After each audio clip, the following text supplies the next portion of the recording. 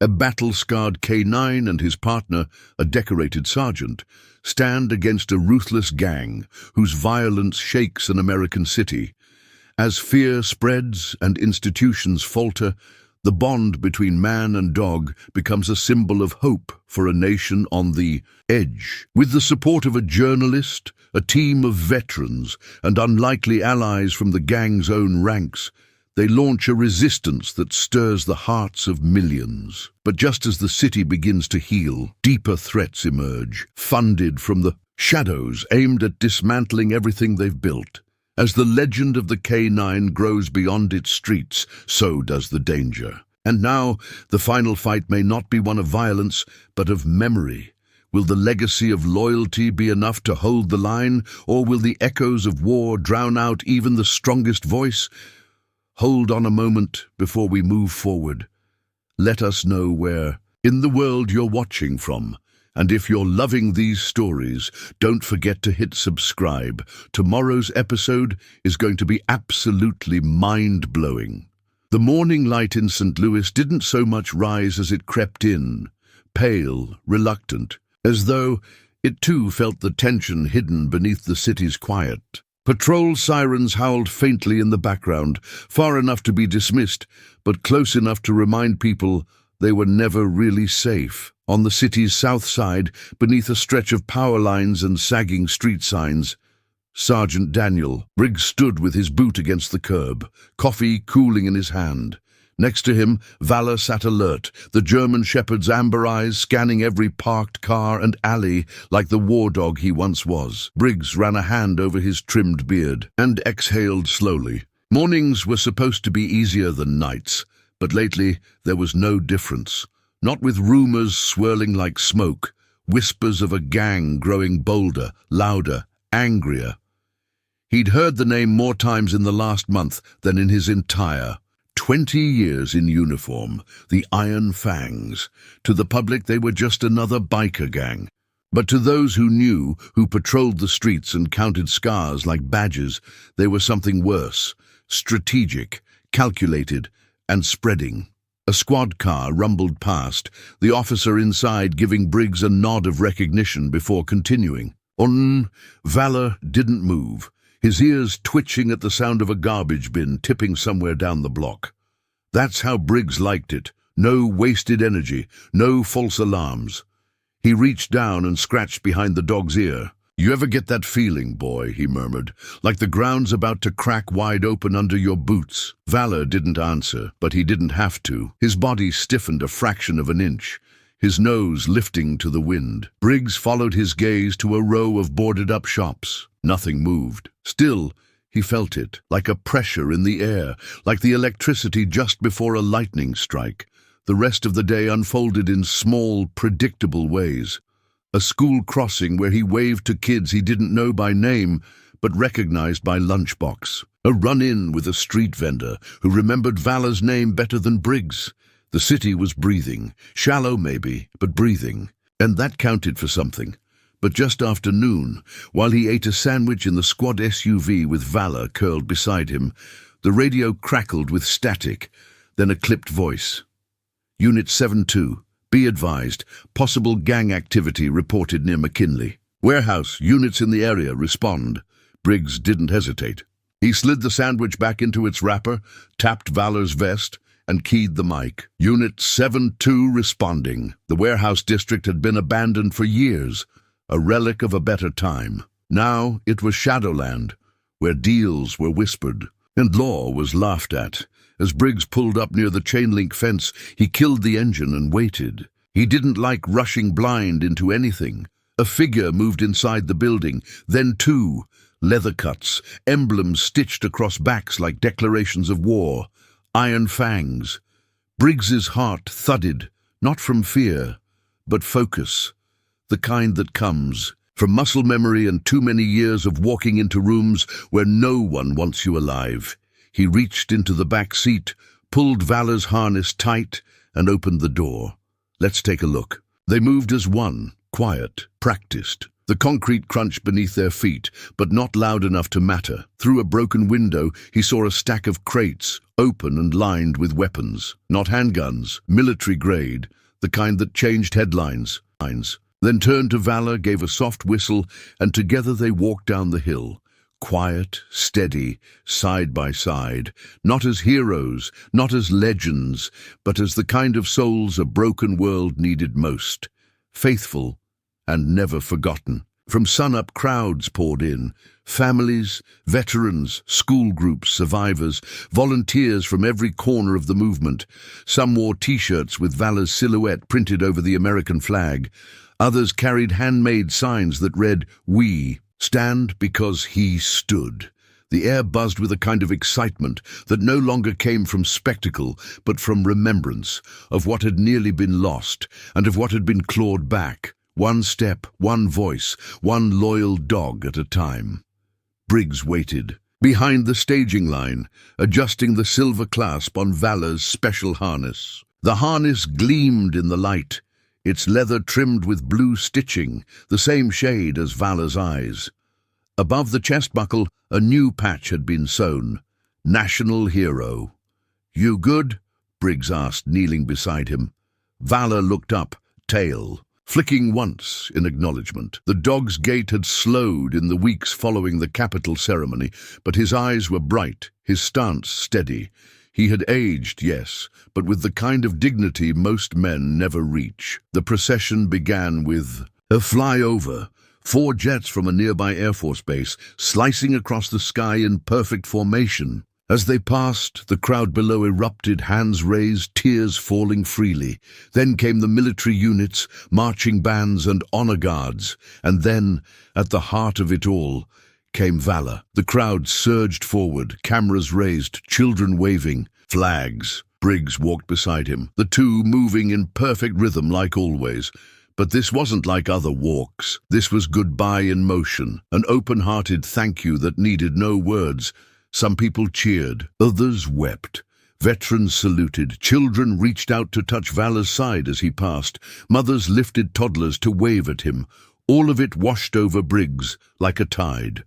He spotted familiar faces in the crowd, Tanner and his Iron to Honor crew, standing shoulder to shoulder with police officers and city workers. Eli stood nearby with Marcus, both clapping, eyes fixed on their old friend.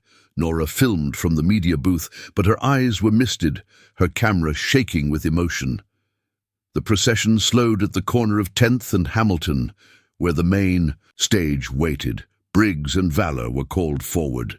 The mayor, her voice thick with feeling, spoke to the crowd. "We are gathered not just to honor a hero, but to remember what he taught us.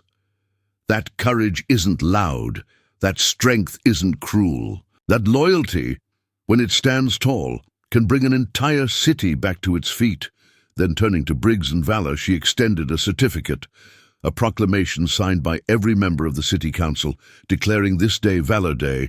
A choir of children sang the national anthem. As the final note rang through the air, Briggs lifted Valor gently onto the stage. The dog stood tall, facing the crowd, and the crowd responded. Thousands chanted his name. "Valor, Valor, Valor." Briggs didn't speak. He didn't need to. He simply placed a hand over his heart, then let it fall gently onto Valor's back. The moment lasted forever in the silence that followed. That night, fireworks burst over the Mississippi River. From a rooftop near downtown, Briggs sat with Valor resting at his feet, watching the sky light up. The dog's head rested on his paws, his chest rising in slow, peaceful rhythm. Around them, the city thrived. Laughter from block parties, music from 100 speakers, the glow of unity stretching farther than Briggs had ever imagined possible. A young girl approached quietly from behind. She held a Valor plush toy under her arm, her face half hidden by a red hoodie. She stood for a long moment without saying a word.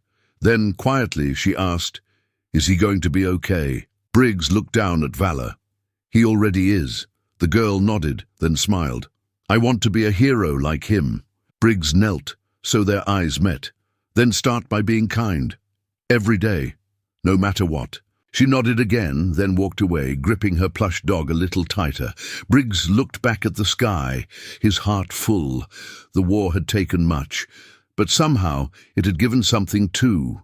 Hope, a new generation rising not in fear, but in purpose. And at the center of it all, a dog who simply refused to fall. The morning was quiet, not the kind of quiet that comes from emptiness, but from reverence, the kind that settles into a place where something important is about to happen. Briggs walked, the path alone, boots crunching soft gravel. The cool wind stirring the edges of his jacket. He held no papers, no speech, no medals, only a single black leash in one hand and a folded American flag tucked beneath the other arm. Valor walked beside him without a sound, each step steady, deliberate. He didn't need commands anymore. They moved like two hearts tied to the same beat. The memorial had been built just outside the old city limits, on a hill that overlooked the place they had fought for. It was a long crescent of black granite panels, each one engraved with the names of those who had fallen during the uprising: officers, medics, civilians, teachers, even two former Iron Fangs who had died protecting a shelter during one of the final sweeps. There were nearly 200 names. Briggs approached the panel at the far end. At its base, a fresh wreath rested beneath a plaque that read, "To the faithful, to the fallen, you stood." "We remember." He knelt, placing the folded flag beneath it. Then he sat in the grass, looking out at the city below. It shimmered in the distance, alive and busy, traffic flowing, rooftops gleaming, birds gliding over the Missouri River like they had before everything fell apart. Valor lay beside him, resting his head on Briggs's leg. "You remember that first night, boy?" Briggs said softly, rubbing the dog's ear. "The warehouse raid. Felt like we were the last two holding the line." Valor stirred but didn't lift his head. "I thought we'd be dead within the month. Thought Maddox had already won. I didn't know we were about to wake the whole city." He reached into his coat pocket and pulled out a small photo, creased and worn from too many years riding in his wallet. It was of a younger Briggs, freshly back from deployment, holding a puppy with oversized ears and bright, alert eyes. The tag on the collar was barely visible, but the name could still be read. "Valor. I didn't name you for what I hoped you'd be," Briggs murmured. "I named you for what I needed to believe in." A breeze rustled through the grass. Somewhere below, wind chimes played softly from a chapel porch. A small group began approaching up the hill. Veterans, students, families. Many wore shirts or hats with Valor's likeness.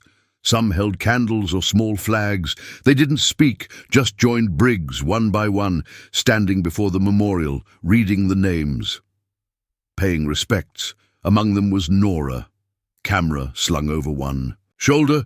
She didn't raise it, she only sat beside Briggs, her eyes glassy but calm. "They want to build another memorial," she said after a while. "In D.C. this time with service animals included." Briggs nodded. "It's about time. He's going to be the first name they carve." He didn't respond. Just reached down and scratched Valor's side gently. Time passed. The group began to disperse slowly, leaving flowers and tokens at the base of the granite. A dog tag, a folded letter, a child's drawing of Valor with wings. But Briggs remained. He thought about what came next. About the schools he was helping design, about the inner city centers Valor's fund had supported, about the international partnerships growing from his legacy, search and rescue units, therapy dogs for war zones, joint training programs between police and military canine teams. Valor's name had crossed borders, and Briggs had spent the past year chasing its echo across the globe. But this hill, this city, that would always be the heartbeat of it all. "I don't know how much time we've got left together," Briggs said quietly, "but I promise you this, old friend.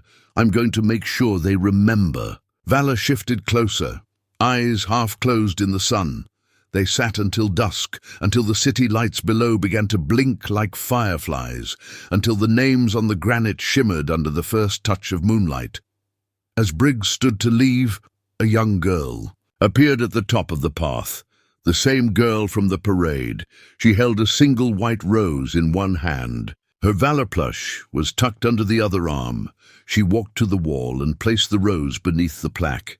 Then she turned to Briggs and asked, "Do you think he knows how many people he saved?" Briggs didn't answer right away. He looked down at Valor, then out across the city, then back at her. "I think he never cared about that," he said. "He just knew who needed him, and he never looked away." She nodded solemnly and walked back down the path without another word. Briggs stayed behind one last minute. Briggs nodded at the volunteers painting nearby, members of Iron to Honor working alongside local artists, laughing, sweating, telling stories. Unity wasn't a word being thrown around anymore. It was something people could point to. Even the churches, once targets for threats and vandalism, had reopened fully. Pastors and rabbis and imams stood together, hosting town hall meetings in sanctuaries filled with both faith and strategy. Sermons wove in stories of valor, not as a divine messenger, but as a lesson: loyalty, courage, sacrifice. Schools joined in. Classrooms across St. Louis began offering a new curriculum called Stand Tall, a hybrid of civics, conflict resolution, and community defense training. Briggs had been invited to speak at several assemblies, but he only agreed under one condition: valor had to come too. At one school, a second-grade boy asked him, "Did Valor ever get scared?" Briggs looked down at his partner. "Every time."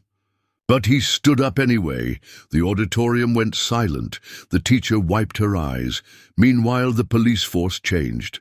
Not by orders from the top, but from the ground up. Officers who'd once kept their heads down now stood with communities instead of above them. Uniforms became less about presence and more about partnership. And in every precinct lobby, a framed photo of valor stood as quiet reminder of what integrity looked like when it bled, limped, and kept walking. One officer, new to the city, said to Briggs, "I never knew what kind of cop I wanted to be until I saw what you two did." Briggs just smiled. "Then don't waste it." Even Red Rain's name began to fade, not from ignorance, but because exposure made them weaker. With every confession, every file decoded, every operative rooted out and dragged into the light, their network unraveled. What once felt like a faceless shadow now looked like desperate fragments clawing at the edge of a wall, too steep to climb. One of the final captures happened without a single bullet fired. Briggs and Eli led a joint operation into a farmhouse outside Des Moines, where a senior strategist for Red Rain had holed up under an alias. When they breached the door, he surrendered without a word. He held up a newspaper, Valor on the front page, and said, "We lost the people." Back in St. Louis, Nora released a final investigative series titled The Backbone of the Rebuild. It wasn't about conspiracy or corruption this time. It was about the janitor who reopened the community pool, the teenage girl who taught free karate classes on Saturdays, the retired trucker who turned his rig into a mobile book bus. She captured every corner of the city where hands built instead of broke, and through it all, valor was there. He attended festivals and funerals, therapy sessions, and elementary school fire drills. His fur had grayed along his neck. His movements weren't as fast. But when he walked into a room, every heart lifted. People began to call him the living monument. One afternoon, Briggs sat on the courthouse steps, watching as the city unveiled a memorial sculpture, not just of valor, but of all who had stood during the darkest days. It wasn't grand or towering. It was simple. A circle of stone pillars, each one engraved with a name: officers, civilians, volunteers, even former fangs who died helping protect the city they once harmed. At the center of the circle was a small, bronze paw print, not labeled, just understood. Briggs leaned against a pillar, Valor's head on his knee. A man approached, gray beard, tattered jacket. He didn't speak, just sat nearby, breathing deep. Finally he asked, "You think we really fixed it?" Briggs looked out across the square, where families picnicked, teenagers played guitar, and a group of retired Marines cleaned trash from the sidewalk. "No," he said, "but we stopped it from breaking, And now, we keep showing up. The man nodded slowly. That dog's got a hell of a legacy, Briggs smiled. We're all just trying to catch up to him. The city of St. Louis hadn't seen a parade like this in a generation.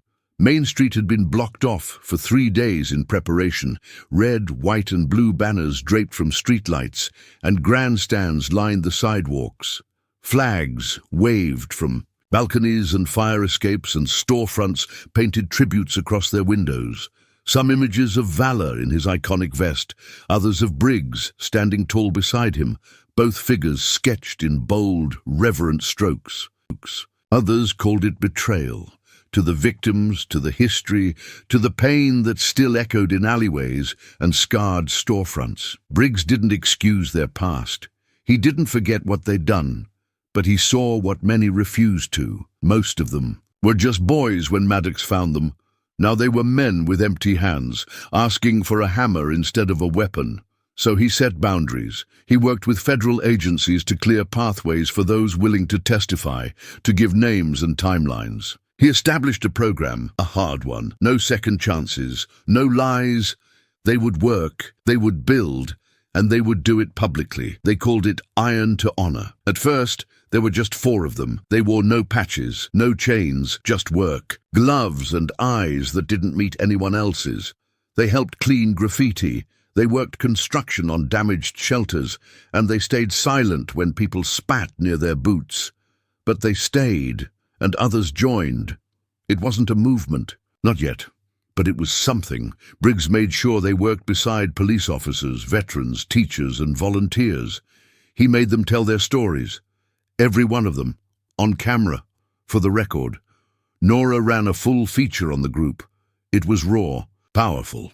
The kind of piece that didn't offer forgiveness, just facts. Men like Tanner talking about why they joined, how they were seduced by a vision of power, of being part of something, and what it cost them, how it broke their families, what it felt like to watch Valor rise while they stayed buried. The response wasn't immediate, but it wasn't hateful either.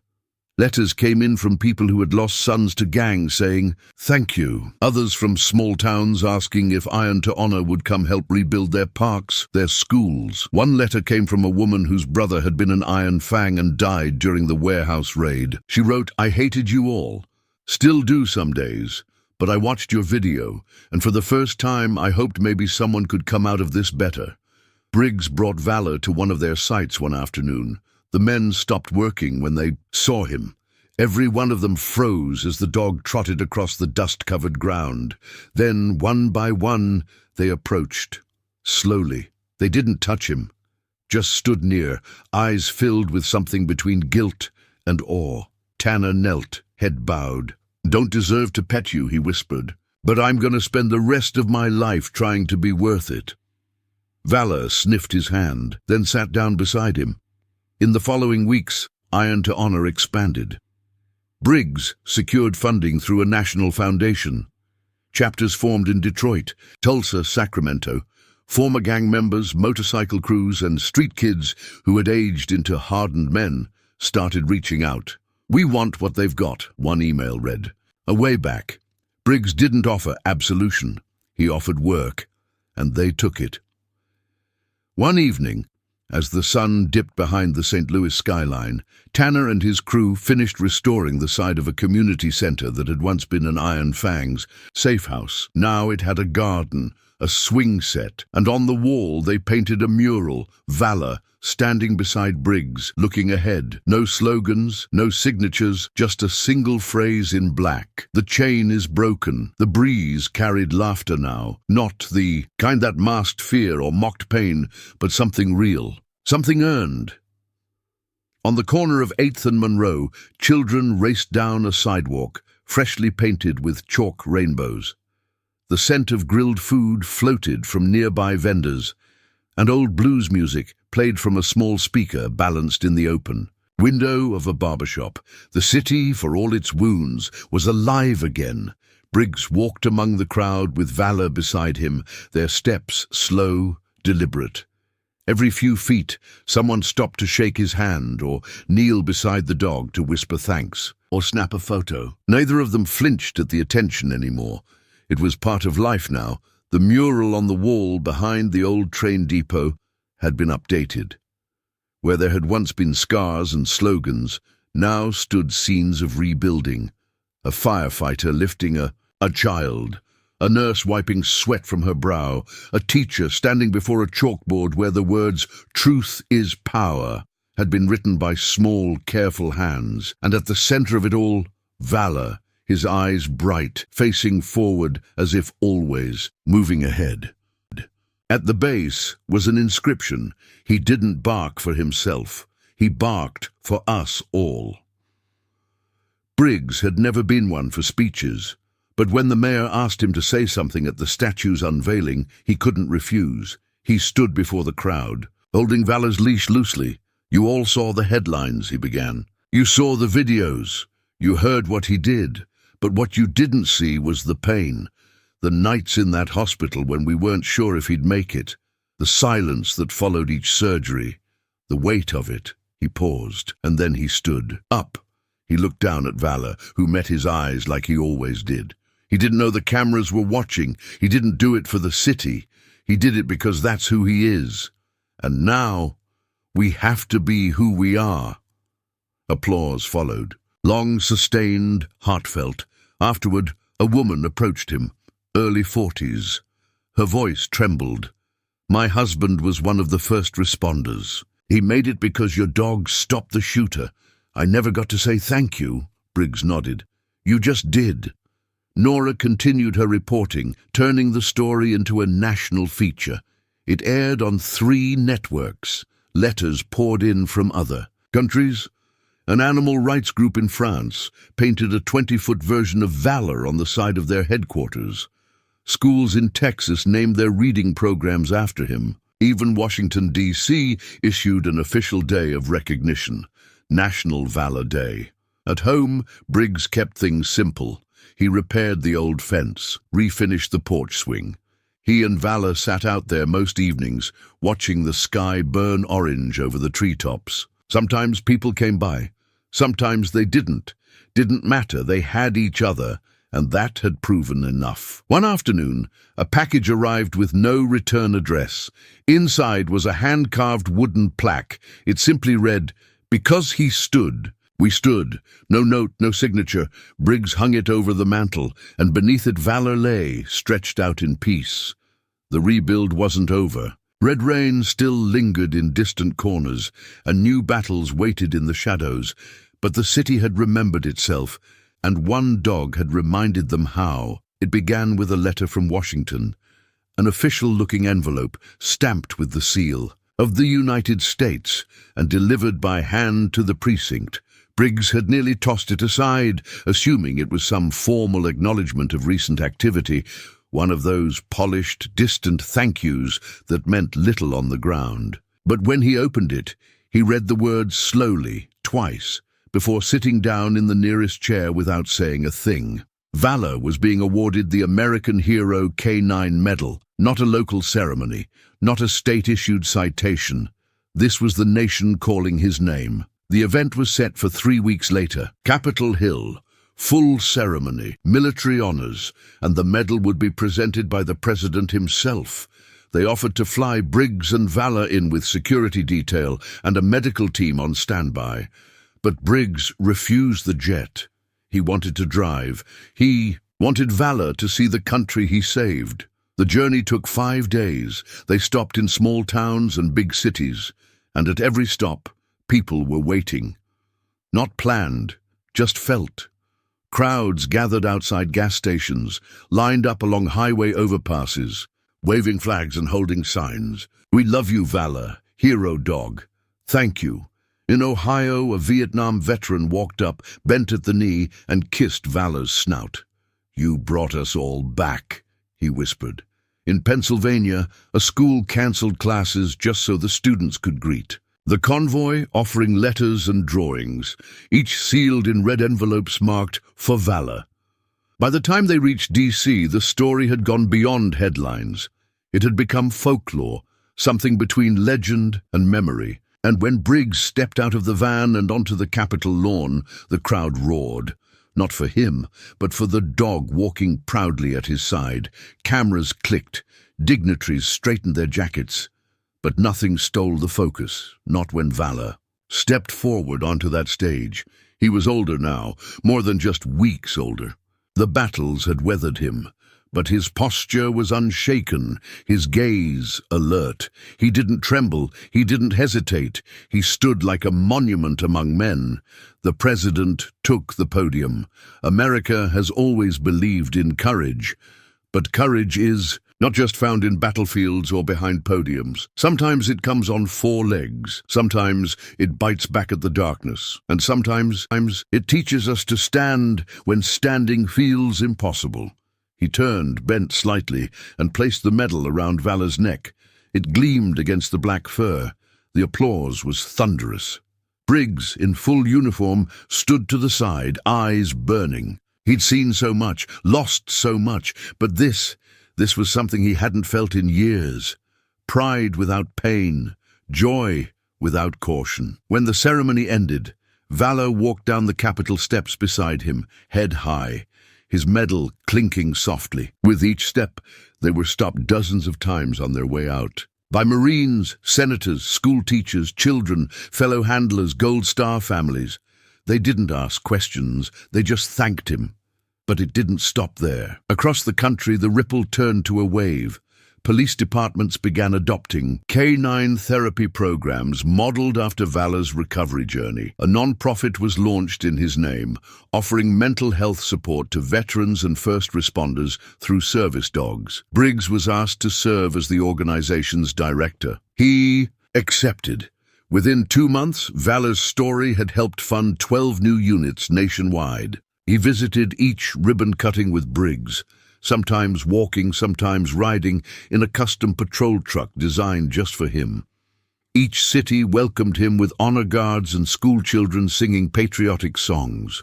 At one event in Kansas, a teenager approached Briggs, holding her prosthetic leg with pride. "I named it Valor," she said. "He made me brave enough to get out of bed." Briggs choked on his answer, squeezing her shoulder instead. At home, letters continued to pour in. One from a woman in Utah said her husband had finally opened up about his PTSD after watching the ceremony. Another from a retired police chief read, "Your dog did what 100 speeches couldn't." Valor didn't understand any of it. He only knew the warmth in people's hands, the smell of fresh paint on new buildings, the soft words whispered as children pressed their faces into his fur. He knew peace, and he carried it. One evening, weeks after the medal ceremony, Briggs took him to the top of a hill near their home, the place where they used to train before all the chaos began. The sky burned purple and gold. Birds moved in slow arcs overhead. Briggs sat on the grass, Valor beside him. "Never thought we'd see the other side of this, boy," he said. Valor rested his head on Briggs's knee. They sat there in silence, watching the world they helped save, and though the war still loomed in quiet corners, though Red Rain hadn't vanished, though the wounds hadn't all healed, there was no denying one truth. America had seen its hero, and he had 4 legs. A bite that never missed, and a heart that never stopped standing. It started with a letter slid under the precinct door. No envelope, no return address, just a single sheet of lined paper, the handwriting rough, all capital letters. It read, "We were wrong. We're done hiding. Tell Briggs we want to talk." Briggs read it twice, then showed it to Nora, who sat across from him, with a raised eyebrow. "Trap?" she asked. "Could be," Briggs replied, "but it's written in oil-stained fingers. Whoever wrote this wasn't trying to impress anyone." 3 nights later, the writer showed up. Tanner Holcomb, mid-30s, former Iron Fang, known on the streets as Diesel. Not high-ranking, but respected. He walked into the station on his own, hands raised, eyes hollow, from years spent breathing the fumes of violence and loyalty misplaced. He wasn't cuffed. Didn't resist. "Not here to make excuses," he said. "Just here to tell you we're tired of being remembered as him." Briggs watched him closely. "You talking about Maddox?" "I'm talking about all of it. The hate. The stupid sense of honor twisted into something mean.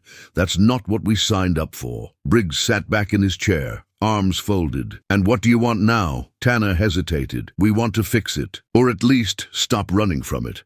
I got others, guys who walked away after Valor fell. They saw him fight, saw him survive. They saw the people show up side by side. We want to do something with what we've got left. Briggs studied him for a long moment. You offering information? More than that, Tanner said. We want to help rebuild. It wasn't easy. Word spread quickly that former Iron Fangs were offering to cooperate. The public's reaction was divided. Some called it redemption, and an aching need to rebuild what they'd helped ruin. Briggs began organizing a program. No badge, no courtroom, just conversation, outreach.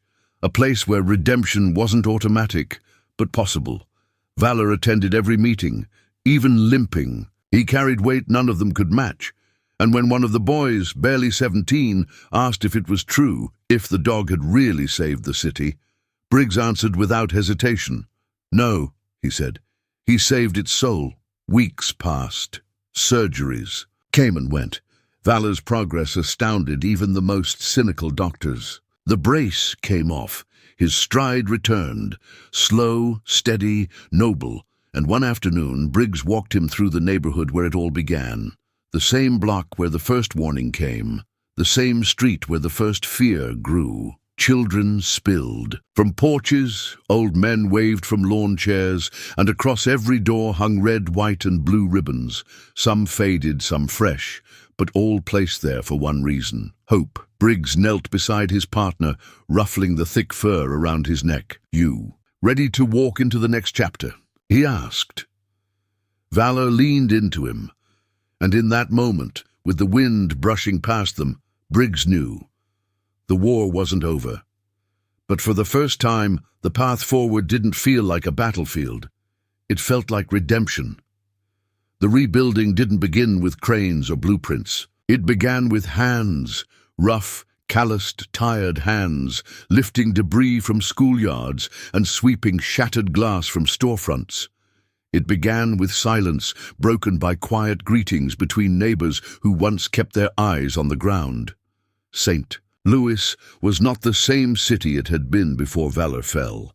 It had seen itself reflected in that dog's pain, and now it refused to forget. Briggs walked through the East District with a slight limp, a reminder of a wound from the firefight 2 weeks earlier. Nothing life-threatening, but enough to slow him down. Not that he minded. Everything in the city was moving slower now, not out of fear, but intention. Valor trotted beside him. No brace, no limp. The dog had healed faster than the doctors predicted. He wore his vest again, though this one was new, embroidered with silver thread, a gift from a group of veterans. It read, Guardian of the Heartland. People stopped them on the street. A woman handed Briggs a bag of homemade jerky. For your partner. A little boy ran up and hugged Valor, whispering, Thank you, before running back to his mom, eyes wide with awe. They were building something, yes, but not just roads and walls. They were building each other back. It started small. A therapy program was founded, funded entirely by donations and manned by volunteers. It paired trauma survivors with trained service dogs modeled after Valor's recovery. Veterans, abused children, recovering addicts. They all found companionship in the wagging tails and steady hearts of their assigned animals. Briggs was asked to help oversee it. He didn't hesitate. He visited weekly, walking through the converted firehouse where the program had taken root. Inside, dogs trained alongside their future companions. Valor often accompanied him, demonstrating exercises, lying beside the most anxious newcomers, somehow understanding who needed him most. In one room, a former firefighter named Clancy, who hadn't spoken in 3 years, finally said his first words again while brushing a golden retriever. They listen better than people, he muttered. Briggs simply nodded. In another part of town, an outreach program had started for inner-city kids, dog handling, obedience training, and patrol participation. A way to introduce responsibility through something simple: respect. The kids called themselves Valor's Squad. They wore matching jackets, they cleaned graffiti, and they walked old ladies home from bus stops. Briggs attended one of their Saturday patrols, watching as two young boys picked up a stray puppy, already calling him Junior. He chuckled. Just make sure he knows who to bite. Across the city, walls once scarred by gang tags were painted over with murals. Valor mid-leap, Briggs beside him, scenes of unity and resilience. Churches reopened their doors. Retired cops came back as mentors. The city wasn't healed, but it was healing, and in the center of it all, always, was Valor. The hospital that had once saved his life added a bronze statue at the entrance. It showed him standing tall, mouth slightly open, eyes forward. The city's interim mayor stood with a tremble in her voice as she addressed the nation. This dog, this soul, stopped a man who would have burned us all. We owe him more than words. Behind her, Briggs stood, one hand on Valor's collar, the other clenched at his side. Cameras flashed, reporters shouted, but none of it mattered. Because that night, in a quiet hospital room with the lights dim and the world outside celebrating, Briggs sat with Valor sleeping at his side. The storm was still far from over. Malenko was still out there. Red rain still moved in the shadows. But for one day, one perfect, painful, precious day, the city had won. Morning light broke soft through the windows of the recovery ward. The celebration had faded into quiet reflection. Streamers and press cameras were gone, but the weight of what had happened lingered like the echo of distant thunder. Valor lay curled at the foot of his bed, bandages replaced with lighter gauze, the fire damage healing slowly. He'd survived. Again. And this time, he'd done more than stop Maddox. He'd broken the grip of fear on an entire city. Briggs sat nearby, eyes closed, hands clasped together as if in prayer. Not to ask for more, just to say thank you. The door creaked open. A young officer stepped in, hat tucked under one arm, nervous energy trailing behind him. He cleared his throat and said, "Sir, there's someone here asking to speak with you, says it's important." Briggs opened one eye. "Who?" The officer hesitated. "Benny Cray." The name hit like a strange weight. Benny, 19, skinny, jittery, eyes always darting like they'd seen too much. He was an Iron Fang, the youngest of the crew taken during the warehouse ambush. Barely a man, barely out of high school, yet somehow swept up into all this. "Bring him in," Briggs said. Benny entered slowly, hands cuffed, flanked by two guards who looked less annoyed and more protective, as if Benny were something delicate instead of dangerous. His eyes met Valor's first. He froze. "I thought he died," Benny whispered. Briggs shook his head. "He didn't. He doesn't." Benny took a shaky breath. "I didn't know Maddox was gonna do that. The vest, the kids, none of it. I just wanted to belong to something. Thought the Fangs were about loyalty, brotherhood." Briggs leaned forward. "What made you change your mind?" Benny looked at the floor. "That night, after Maddox blew himself up and they pulled us all in. I saw the video again, not the explosion, the dog. The second he broke the leash, the second he made the choice, he could have run, you know. He could have saved himself, but he didn't." Briggs waited. "I realized then, everything Maddox taught us was backwards. He said power was earned through fear. But that dog, he had nothing but pain, and still he chose to protect. That wasn't fear, that was love, and it beat us." Silence hung in the room.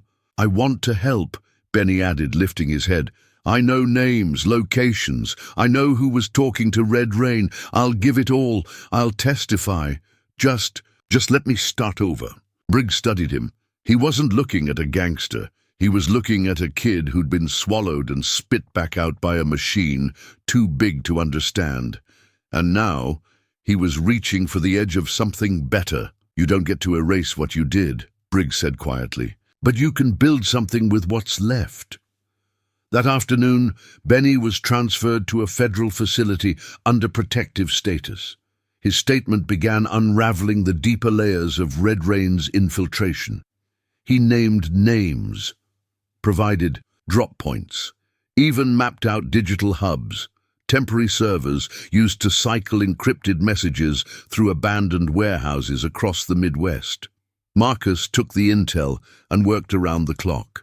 Within days, 3 storage units were raided in Chicago, 2 safe houses in Memphis were shut down, and 1 key operative of Red Rain, a logistics courier, was captured trying to cross into Canada. Briggs watched it unfold, like dominoes finally toppling. Nora published Benny's story under the title, From Fang to Flame, The Kid Who Walked Away from the Fire.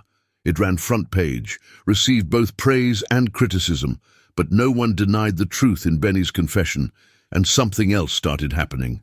Other kids began coming forward, former low-level fangs, taggers, lookouts. They showed up at precincts, at churches, at community centers, not with bravado, but with silence, guilt.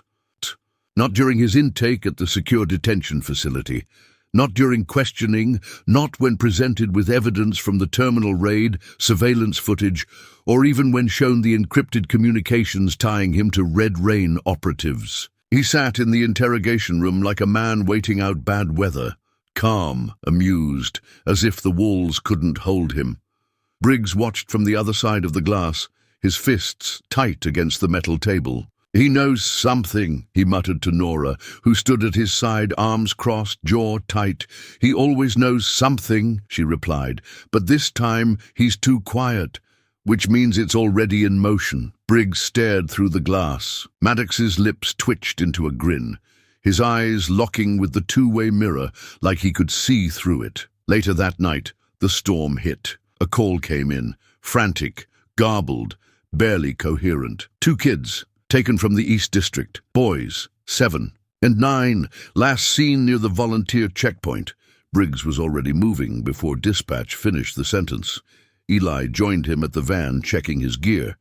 "They're using kids now?" "They're using anything," Briggs growled, starting the engine. Valor, freshly cleared for field work with limited range, jumped into the back seat with mechanical grace, his brace clicking slightly as he settled into position. The van tore. Through the city, sirens off, moving under radar. They reached the park where the boys had disappeared in under 5 minutes. No witnesses, no vehicles. But Valor had already picked up the scent.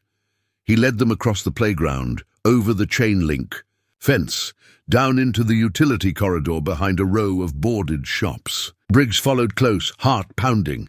The dog stopped at a service door, steel rusted ajar. Briggs signaled Eli. They breached. Inside was darkness and damp cement, the smell of mold and gasoline. Down a hallway behind a storage partition, the 2 boys sat, duct tape on their mouths, arms tied loosely behind them. No guards, no traps, just bait. Valor stayed with them as Briggs and Eli secured the area. When the boys were freed and the first words left their lips, Briggs's stomach turned cold. The man said, "If we don't go, the dog dies." "He had a phone," the younger boy whispered. "He said we were just the start." Back at the precinct, the call came through. It wasn't Maddox on the line. It was a voice with an accent. One Briggs. "Recognized from the files, Victor Malenko."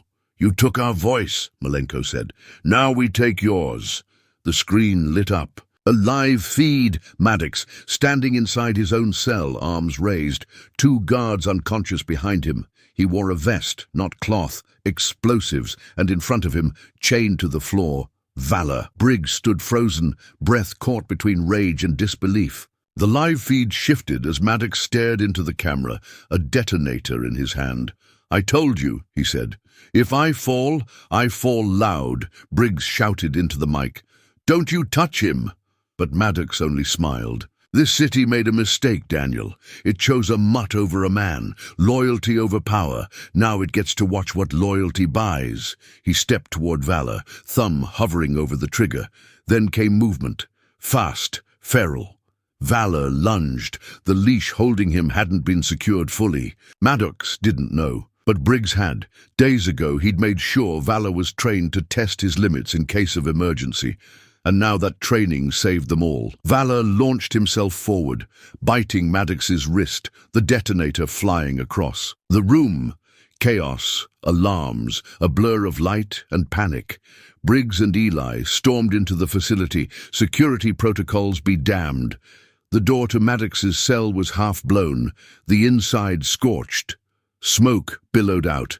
Inside they found Maddox on the ground, bleeding from the neck, stunned. Valor stood over him, burned, coughing but alive. Briggs dropped beside him, pulling him close. "You did it," he whispered. "You stopped him." Valor didn't move much, just rested his head on Briggs's arm. Maddox, gasping, tried to speak. His mouth moved, but no sound came. Blood pooled beneath his collar. Whatever last words he'd saved for victory, they stayed with him. By sunrise, the entire country knew Maddox was dead. The children were safe, and Valor, again, had saved more lives than most people would in a lifetime. At a press conference held on the precinct steps, a freight door exploded outward, metal shrieking as it peeled from its frame. A black armored truck, one not on any radar, roared through the opening. Its tires screamed across the cement, spewing debris. Gunmen hung off the sides, masks over their faces, weapons drawn. Red Rain's muscle had arrived, not late, but timed. Perfectly. Briggs dove behind a forklift, bullets shredding the crate where Maddox had stood moments earlier. Valor stayed tight at his side, instinct carrying him away from open fire. Eli cursed through the comms, already repositioning behind a stack of pallets. "We're breached, repeat, we've got heavy breach." "Contain and hold," Briggs shouted. "Maddox is in transport, focus on the shooters." Gunfire lit the dark like strobe lightning. Agents returned fire from every angle, but the Red Rain soldiers weren't random thugs. They moved with discipline, two providing cover while the others advanced. Eli dropped one with a clean headshot, then another with a shot that clipped the man's knee and sent him crashing into a rail of steel bars. Sparks flew. Screams echoed. Briggs saw Marcus take cover near the van, clutching a shoulder wound, blood darkening his coat. "I'm hit, but it's not deep," he growled through gritted teeth. "They're aiming for the tech van. They want the data." "Negative," Briggs barked. "Secure that server," he motioned to Valor. "Stay." Then he moved. He sprinted low and fast, dodging over a broken conveyor belt, bullets clanging against rusted steel inches from his back. Reaching Marcus, he dragged him behind the wheel well and pressed a tourniquet from his vest onto the wound. "You, stay down." "Like hell I'm gonna miss this," Marcus muttered, already trying to sit up. Briggs turned and saw it, a Red Rain operative sprinting toward the comm van, an incendiary device in hand. Time slowed. He reached for his sidearm, raised it, fired twice. The first shot missed, the second hit center chest. The attacker fell backward, dropping the device inches from the van's front bumper. Then silence. Not real silence. Gunfire still cracked nearby. But a moment where everything shifted. The Rain forces began retreating, calling out in a language Briggs didn't recognize. Maybe Russian, maybe something older. They vanished as fast as they'd come, disappearing into the darkened river docks. But they'd made their message clear. This wasn't just about Maddox. This was about erasing every piece of resistance the city had built. From the dog to the data, Briggs stood over the body of the fallen operative. In his jacket pocket he found a patch, stitched with a serpent eating its tail. The symbol of Red Rain. No name, no rank, just ideology. Valor limped to his side, his brace torn at the edge, but he stood tall. Blood smeared his jaw, someone else's, not his. Briggs looked at him and nodded once. "You earned that vest 100 times over." Nora emerged from the far side of the chaos, coughing from smoke. She held up the server drive. "It's safe, got all the communications, the funding trails, even encrypted memos from Malenko." "Good," Briggs said. "Let's burn them with the truth." Paramedics arrived. Officers secured the scene. But the tension didn't lift. Not really. Because everyone knew this was a taste, a demonstration, and Briggs had felt it deep in his chest. Red Rain wasn't planning to just back Maddox. They were planning to avenge him.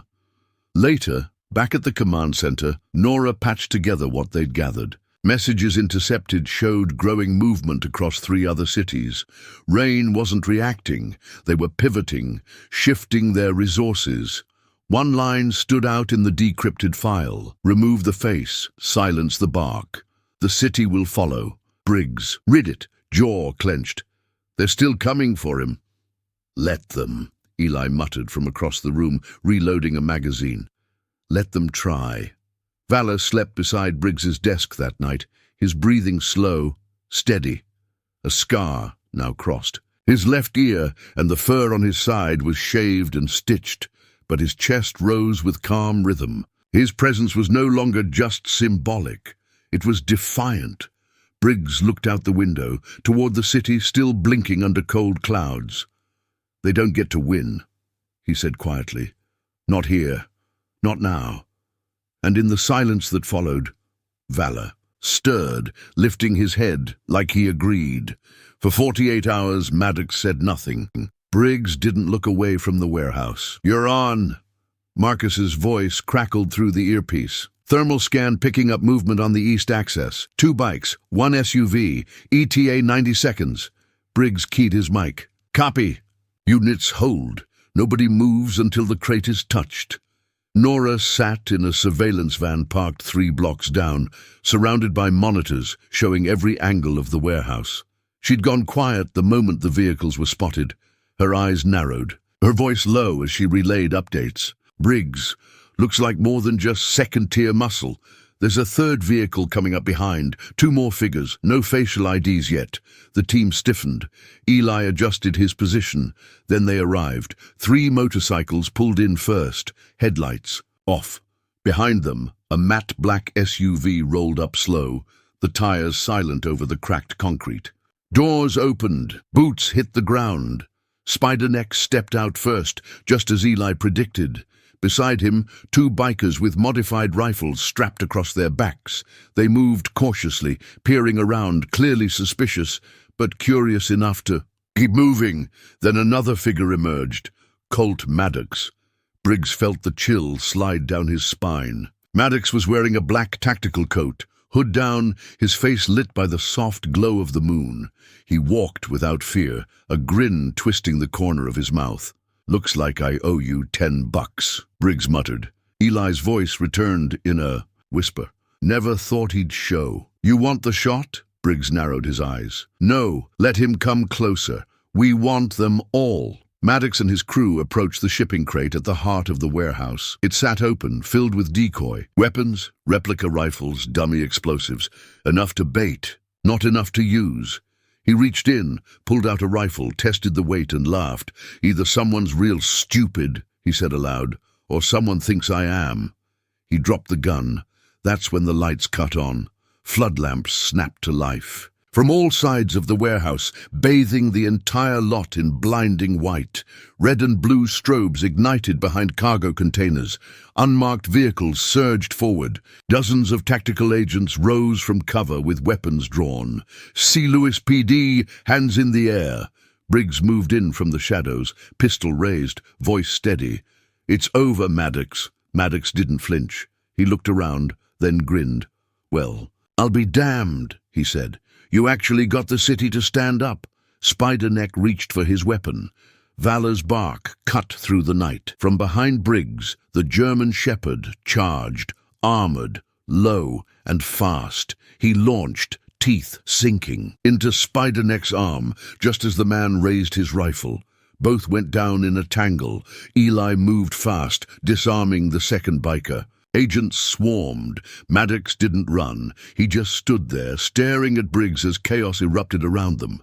You think this is victory? Maddox hissed. You have no idea what you've stirred. Briggs stepped closer, eyes burning. No, you have no idea who you tried to break. Then Valor stood at his side, bleeding from a shallow cut, but standing strong. Maddox looked down at the dog. You again, he said softly. Briggs nodded to the agents. Cuff him. As they hauled Maddox away, a roar erupted from inside one of the vans. cheering, not from the police, from civilians, from volunteers who had watched it all through live feeds. Some cried, some saluted. Briggs knelt beside Valor, inspecting his side. "You're one stubborn miracle," the dog wagged once. Later that night, back in the war room, they reviewed everything. Documents seized, communications logged. Nora's next piece was already forming in her mind. But Briggs, he stood silently at the center of it all, the weight of the night settling into his bones. Maddox had fallen into the trap. But the war wasn't over. It was just entering the next phase. And now, Valor was no longer just a survivor. He was the blade. The air inside the old city warehouse was thick with powder residue and the scent of sweat-drenched concrete. Outside, distant sirens howled as if mourning the chaos still unfolding beneath the floodlights. It was supposed to be a clean takedown, a trap set with precision, baited with lies sharp enough to slice through the Iron Fang's confidence. And it worked at first. But the storm had no interest in precision. It broke loose the moment Maddox was taken into custody.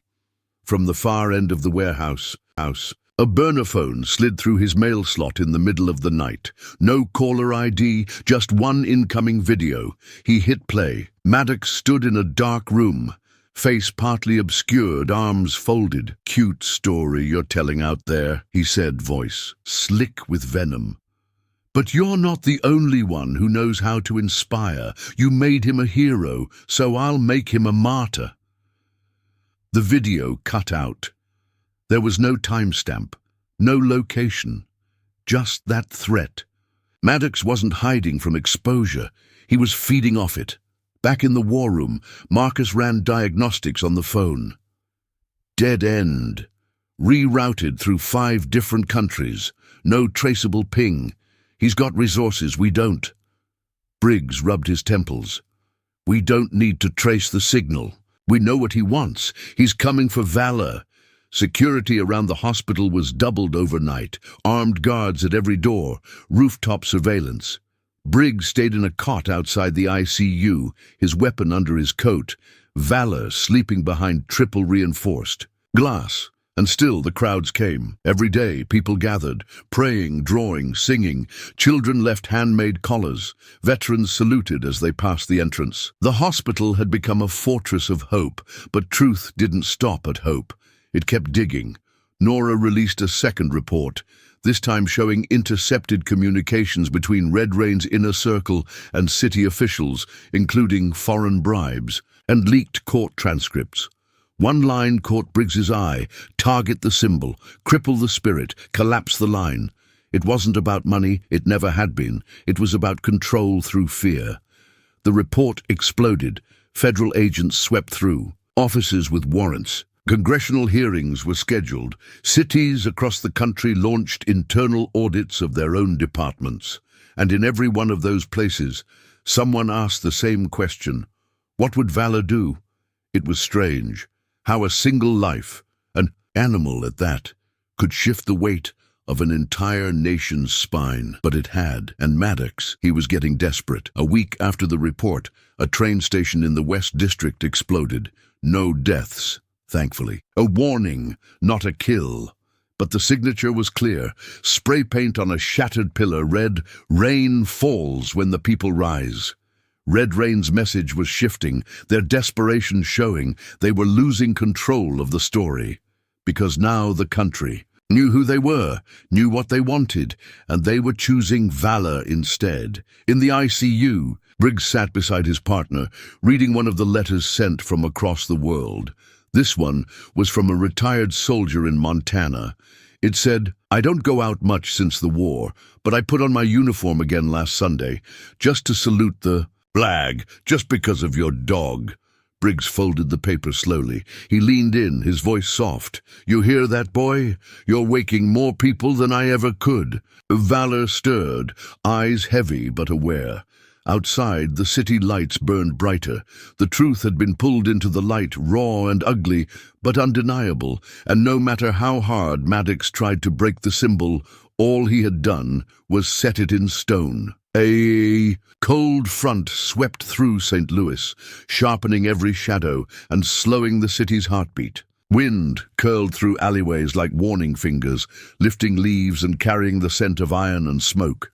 Briggs stood alone in the parking lot behind the old grain warehouse by the river, the air biting at his face. Across the cracked pavement, a convoy of unmarked vans idled, their headlights off, their engines soft like growls.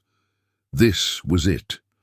Operation Broken Chain. They'd spent weeks assembling the trap. Every move was calculated. The arms deal, entirely fabricated, had been planted through a series of fake online exchanges and whispers inside biker circles.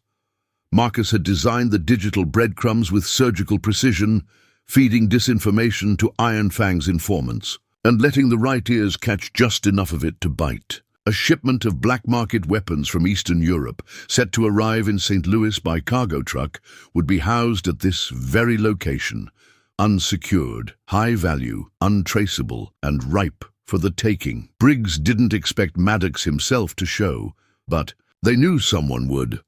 Eli crouched nearby, checking the sight on his rifle one more time. His breath puffed white clouds into the air. $10 says they send their second in command. That guy with the spider tattoo on his neck. Flashbangs went first, light and sound crashing through the steel shadows. Yells followed, confusion. One guard fired blindly before being disarmed by a swift blow from Eli's rifle stock. Another tried to run and was tackled by a volunteer. It wasn't war, it was execution, methodical, controlled, precise. Within 5 minutes, the guards were zip-tied and silenced. Then came the real discovery. Inside the second crate weren't just guns. There were blueprints, tactical plans, communications from overseas. Briggs stared at them, his gut tightening. Red Rain. He flipped through the documents, heart pounding. Foreign characters, targets highlighted in red, not just St. Louis, New York, Dallas, San Diego. This was bigger than we thought, Marcus muttered, scanning the same documents. This wasn't just gang expansion. This was phase 2 of something. Global. Red Rain's feeding them logistics, Briggs said. Maddox was just the tip of it. And then a voice crackled over the open comms channel. "You're too late, Briggs. Maddox." Briggs froze, eyes scanning the dark. Eli raised his weapon. From the far end of the terminal, a black SUV peeled off into the distance. Gone before. They could reach it, but Maddox had been there, watching, smiling. They hadn't stopped the threat. They'd only just uncovered it. Back in the garage, hours later, Briggs laid the new evidence across the table. Valor, awake and alert in a padded bed nearby, lifted his head and stared at him. Briggs nodded. "We're not just saving a city anymore, partner." He looked at the maps. "We're stopping a war." The sun hadn't yet risen when Briggs sat, alone in the war room, the weight of a larger storm settling into his chest. The air was thick with the metallic scent of old blood and printer ink. He'd spent the past hour staring at a map that now extended beyond St. Louis, lines connecting, dots across the entire country. And each dot had something in common. Activity linked to the Iron Fangs, yes, but deeper than that, coordinated anomalies. Subtle shipments, private flights, coded bank transactions through foreign proxies. Maddox hadn't just built a gang. He was working with something older, darker, and far more calculated. Red Rain. The name had come up buried inside one of the USB drives seized during the raid on the terminal. Most files were encrypted, but Marcus had managed to crack a few. What he found made the room go silent. Red Rain wasn't a group. They were a doctrine. No names, no leaders, just cells. Funded through oil fronts, fake charities, digital coin. Trails. Their purpose wasn't money, it was collapse. Not through missiles or bombs, but through corrosion. Schools, media, police, patriotism itself. And the Iron Fangs were just their most violent arm. Briggs felt the nausea return. The same. Kind he used to feel before a mission overseas. But there was no sand under his boots now. This wasn't Afghanistan. This was home. Eli and Nora entered quietly, both still in the same clothes from the night before. "You see the names?" Nora asked, dropping a manila folder on the table. Briggs flipped it open. Mayors, councilmen, 2 judges, even a high-ranking transportation officer. All had connections, phone calls, emails, silent meetings, with people now confirmed as Red Rain operatives. They weren't just infiltrated. They were compromised. "This is treason," Briggs muttered. "No one's going to call it that," Nora replied. "They'll call it politics, donations, coincidences, until it's too late." Marcus entered last, holding a laptop under his arm and a look that said he hadn't blinked in hours. "Got a hit on something." He plugged into the projector and clicked through surveillance footage pulled from an airport near the Arkansas border. A private jet, no insignia. 2 men stepped out. One of them was Maddox. The other, unfamiliar, older, military posture, foreign suit. "Name we got is Victor Malenko," Marcus said. "Former GRU, vanished 10 years ago, resurfaced in war zones under a dozen aliases. Now he's here." Briggs folded his arms, and Maddox brought him in. "Malenko funds chaos," Marcus continued, "and he doesn't show up unless the next move is already set in motion." Nora leaned in, "Which means we're on the clock." A heavy silence filled the room. Outside, the city moved like it always did. School buses rumbled, shops opened, people smiled, completely unaware their city had become a chessboard in a war no one had officially declared. Briggs stood and walked to Valor, who was now moving freely on 3 legs, the 4th still braced, but improving. The dog's eyes tracked him with perfect clarity. "I need you to heal faster, partner," he whispered, kneeling beside him. "Because we're about to hit something a lot bigger than we planned." They doubled the watch patrols across every district. Nora's expose was released early. It sparked immediate reaction. Protests, resignations, demands for investigations. One of the judges listed in the file was arrested within hours of its publication. Another fled the state, but the most important piece didn't move. Maddox, too, stayed quiet. No new attacks, no messages, as if he'd simply vanished. That silence was the loudest part. On the 4th day, Briggs received a package, no return address. Inside was a single object, a severed iron fangs patch burned around the edges. A warning, or a message, one that said Maddox had abandoned his own crew, no longer hiding behind symbols, no longer playing games, just waiting. That night Briggs called in an old favor. He met with a man named Joseph Keegan, a former intelligence liaison, now buried in federal paperwork and armed with far too much classified knowledge. They met in a parking garage 2 cities away. The air smelled of oil and wet concrete. "I shouldn't be here," Keegan said. "You know that. And I shouldn't be leading a civilian militia," Briggs answered. "But here we are." Keegan handed him a flash drive. "You didn't. Get this from me. But if Red Rain's involved, you need to know what they're capable of." Briggs took it, pocketed it, and nodded. "Thank you." Back at the war room, the contents of the flash drive stunned everyone.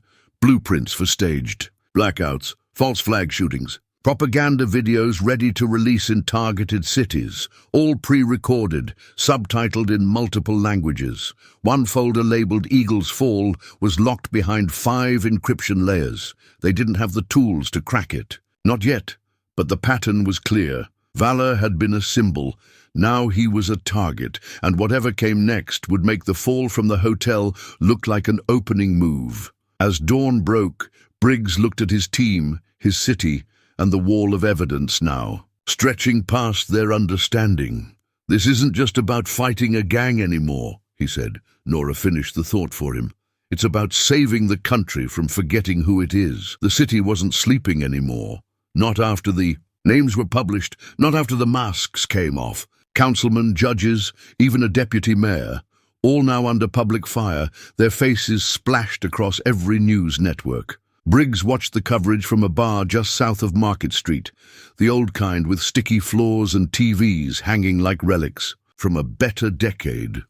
Every screen showed the same montage: police raids, press conferences, Maddox's face framed in red, and beneath it, one word: traitor. Nora sat beside him, nursing black coffee like it was bourbon. "You realize what we did, right?" she said. "We ripped the rot out in daylight. That's never supposed to happen. Not in this country." Briggs didn't answer. He was staring at the television, where an image of valor filled the screen. Standing with a brace on his hind leg, head high, surrounded by schoolchildren who had visited the hospital earlier that morning. They were holding hand-painted signs. "Stand strong, Valor. We love you. Never back down." He could hardly believe it was the same dog he'd carried out of that wreckage. When the broadcast shifted, it wasn't a mayor or a general speaking next. It was a child, a boy with a cleft lip and a Valor t-shirt. In his soft, unshaken voice, he said, "When I get scared now, I think about Valor. If he didn't give up, I don't have to either." That hit harder than any bullet ever had. Briggs stepped outside for air. The street smelled like rain, even though the sky was dry. Across the avenue, a group of volunteers hung a mural on a brick wall, 12 feet tall, showing Valor in mid-run, dust flying behind him, eyes focused. The words underneath read, "Loyalty never breaks." Valor was everywhere now, on flags, jackets, coffee mugs, tattooed on arms of veterans, painted on the sides of patrol vans. He wasn't just a dog anymore. He was defiance, and Maddox saw it too. That night, Briggs received a message. Word spread faster than bullets. The dog didn't die. Neither will we. Inside the hospital, nurses took turns keeping Valor company when Briggs was gone. One played him old radio shows. Another read letters from children. A third simply held his paw when the pain seemed too much. But he held on, and with each hour that passed, Valor did what Maddox couldn't understand. He turned survival into revolution. By the end of the week, a mural appeared 4 stories tall on the side of a downtown building, painted overnight without permits, by a dozen artists working in silence. It showed Valor mid-leap, falling not to die but to rise. The caption beneath it was simple: "Still standing," and across the nation, millions whispered the same thing: "So are we." Valor could walk, not far, not fast, but on the 7th morning. After the fall, with his body stitched and braced, he pressed his paws to the tile floor and stood. A quiet gasp filled the hospital room. The vet tech who had been adjusting his IV froze, blinking back tears. Outside the door, a nurse called for Briggs, who rushed in like the hallway had caught fire. He stopped at the threshold, stunned. Valor's legs trembled, bandaged and thin, but he stood, head high, eyes focused. When he saw Briggs, his tail gave a slow, deliberate wag. Briggs dropped to his knees. "You beautiful, stubborn soul." The image hit the internet minutes later, captured by someone standing in the hallway. It went viral before the hour ended. Networks ran it on loop. The footage was simple, a broken dog rising.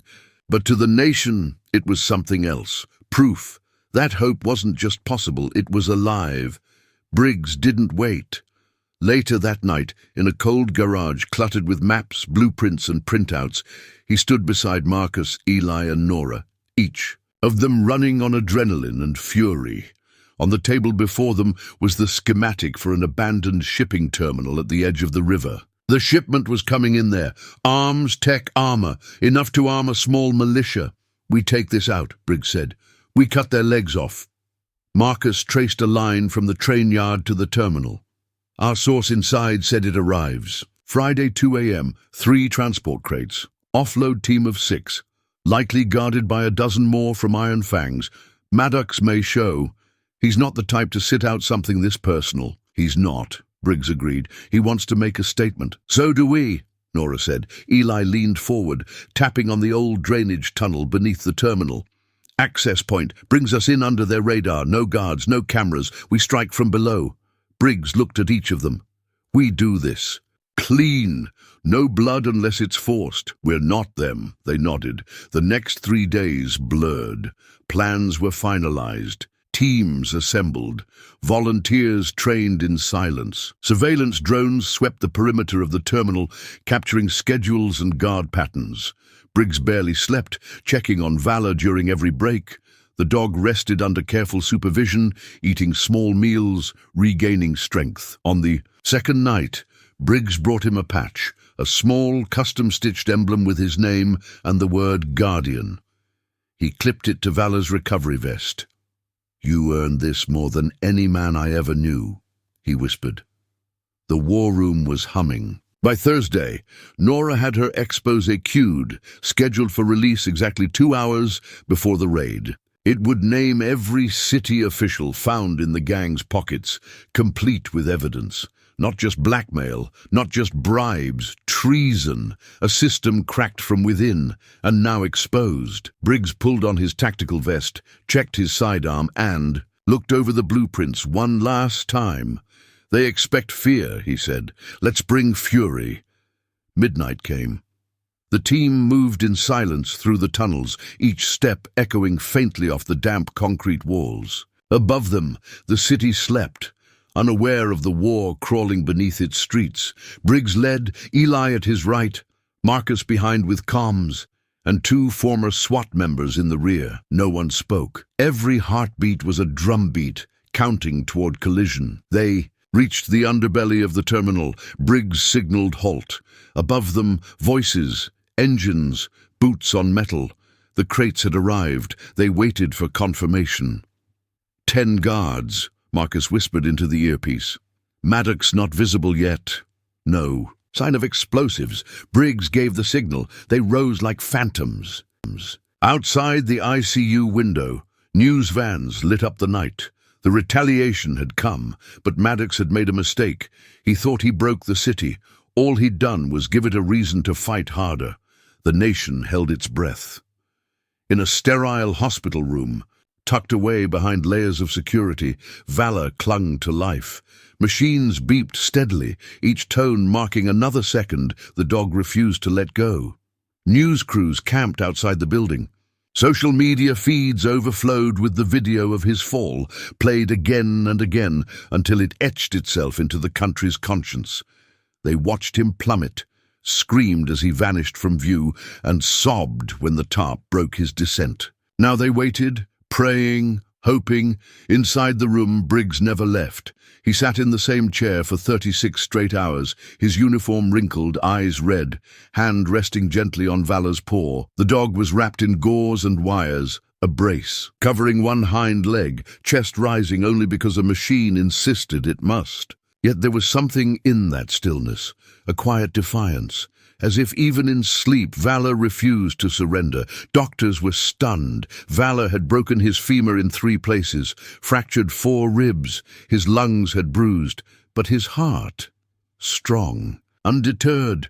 There was no explanation, no medical sense, just resilience and will. "He's fighting," one nurse whispered, watching the monitor. "It's like he knows what he means to people." And people did care. Across the country, schools held assemblies. Veterans gathered in candlelit circles. Animal shelters lit bonfires in solidarity. A retired Marine in Oregon walked 10 miles with his old service dog, wearing a sign that read, "For Valor, we walk." The message spread. Cities echoed.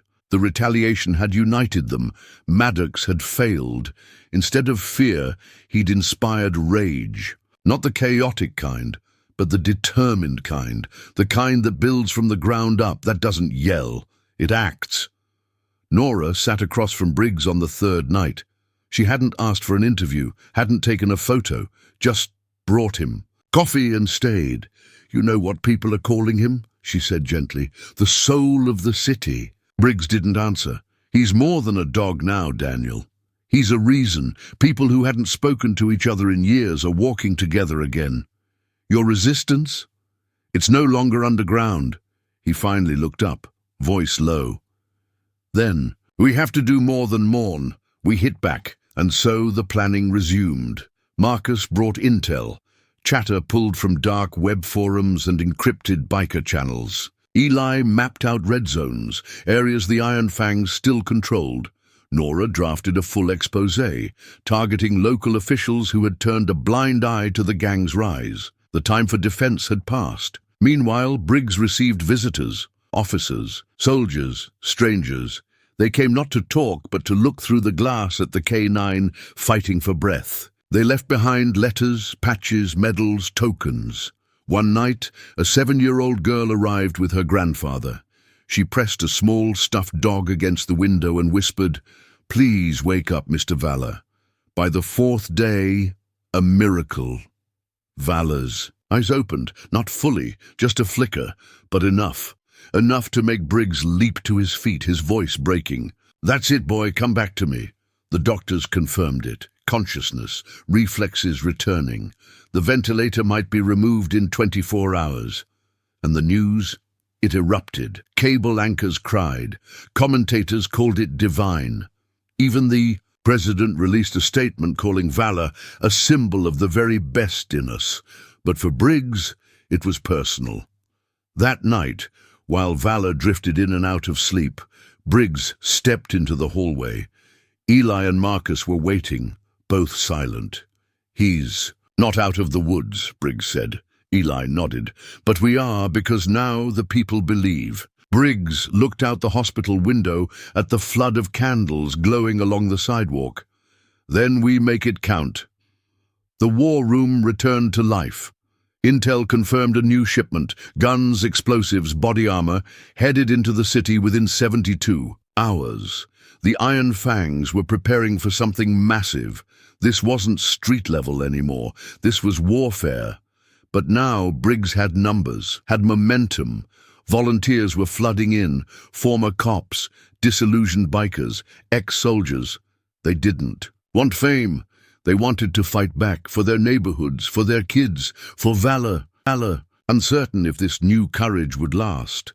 But for a few days it did. The murals of Valor grew in number. Local news aired segments titled "The Rise of the Watchdogs." Even a senator visited the hospital, placing a medal beside Valor's bed. They called it symbolic, but everyone knew it was more. It was a declaration, and Maddox saw it all. He watched those news segments in silence, gripping the arms of his chair until his knuckles went white. Valor's image had become a flag, a face of resistance, not just to him, but to everything he believed in. Fear, control, silence. He needed to make the city feel small again, needed to shatter their new illusion of power. He chose broad daylight. Jefferson Park was hosting a community togetherness day. Kids played kickball, food trucks lined the street, volunteers handed out pamphlets on safety, retired veterans grilled burgers, while patrol leaders explained self-defense techniques. A small stage had been set up. A banner above it read, "Stand strong, stand together." Briggs stood near the stage, watching Nora interview a mother who had joined the neighborhood patrols with her teenage son. He smiled for a rare moment, even as fatigue pressed deep into his bones. Behind him, Valor's absence was felt, like a missing breath, but Briggs had to believe his partner would pull through. Then came the roar. Motorcycles, loud, aggressive, dozens. Briggs turned, his eyes narrowing as the first Iron Fang's rider peeled around the corner, his tire kicking up gravel. Then another, then a third. They came not as shadows, but a parade of arrogance. The crowd started murmuring. Someone screamed, "Get everyone back!" Briggs yelled, motioning to nearby patrol volunteers. Too late! The bikers surged into the park, revving their engines and circling like wolves. Panic broke. People scattered, tripping over strollers, clinging to loved ones. One of the riders tossed a canister. Smoke exploded in thick plumes, coating the air with a bitter sting. And in the chaos, Valor was taken. Briggs heard it like a gunshot. Somewhere behind the food trucks, a van screeched. A cry, not human. He sprinted. Too many people in the way. Too many screams. By the time he got there, the van was already pulling off, tires screaming as they tore through the curb. The door hung open just long enough for Briggs to see it. Valor, struggling in the grip of two men, his legs kicking, teeth snapping, a muzzle strapped tight around his snout. "No!" Briggs roared, sprinting into the street, weapon drawn. But The van was gone. Only the tire marks remained. They had taken his partner. Back at the makeshift command tent, Nora found him staring blankly at the map wall, his knuckles bloodied from punching a steel cabinet. She said nothing at first, just stood beside him as the footage began flooding in. It was streamed on every platform. Maddox made sure of it. A smartphone camera shook as it zoomed upward, an abandoned hotel 14 stories high, wind whipping through broken windows, and there he was, Colt Maddox, standing near the edge with Valor in his grip. The dog was battered, a gash on his shoulder, still muzzled. Maddox's voice was cold, detached. "They say a symbol can move a city, so let's see if it can fly." Then he dropped him. Briggs fell to his knees. The scream that escaped the crowd on screen was mirrored in living rooms across the country. Valor fell, limbs flailing, his body spinning through air. Then a blur of color. Something broke the fall. The screen went black. Silence. At first, no one knew what had happened. Then came the still photo, snapped by a tourist from across the street. Valor, crumpled but breathing, lay atop a thick tarp canopy. Event supplies had been stored underneath, cushioning the impact. Alive. Barely. Within minutes, the city changed again. Protests erupted. Vigils formed outside the animal hospital. Officers who had never met Briggs or Valor came to stand guard. Military K9 handlers from out of state sent letters. Anonymous donations flooded in to pay for Valor's surgeries. One girl, no more than 6, stood outside the hospital gates holding a sign, "Please don't let him die. He's our hero." Briggs sat by Valor's side that night. Tubes ran from the dog's snout. His ribs were broken. His leg was shattered, but his chest rose. "And Vel, you gave them something no one else could," Briggs whispered. "And I swear, Valor, he won't get away with it." They were old men in camo jackets, mothers with their children, retired cops, young men with tattoos who had seen too much, too early. Ordinary people who, for the first time in weeks, had a reason to believe they weren't powerless. Briggs had. Barely slept. The image of Valor, wrapped in bandages and unconscious, was etched into his memory like a scar. But that pain had become fuel for something bigger than vengeance. This wasn't just about Valor anymore. This was about the soul of their city. He raised his voice. "They tried to make us afraid. They tried to tell us this city doesn't belong to people like you, like me. But that symbol lying in the ICU right now, he says otherwise. That dog didn't give up, and we won't either." Applause. Not the kind you hear in stadiums. No, this was smaller, sharper, the kind that comes from hands blistered by labor. From people who had forgotten what standing up even felt like. By midday, patrol teams were forming. Volunteers paired up and walked their blocks with purpose. Briggs' network had grown into a quiet army of watchers and protectors. No weapons, just vigilance. The Iron Fangs didn't rule the shadows anymore. In a small warehouse just east of Grand Avenue, Maddox stood before his own crew, leaning against the hood of a blacked-out muscle car. His jaw tight, his eyes bloodshot from rage and humiliation. Someone had dared to survive him. Not just survive, come back stronger. That dog had taken the breath out of his lungs, not by dying, but by living. "Tell me what we lost," he barked, slamming a fist into the hood. 2 warehouses got flagged. "We had to pull 3 guys off the street because neighbors started eyeing them," one of his lieutenants muttered. "And Briggs? He's building something. Briggs is a cop without a badge," Maddox sneered. "And that dog? Just a mutt. With luck, we're not losing to that."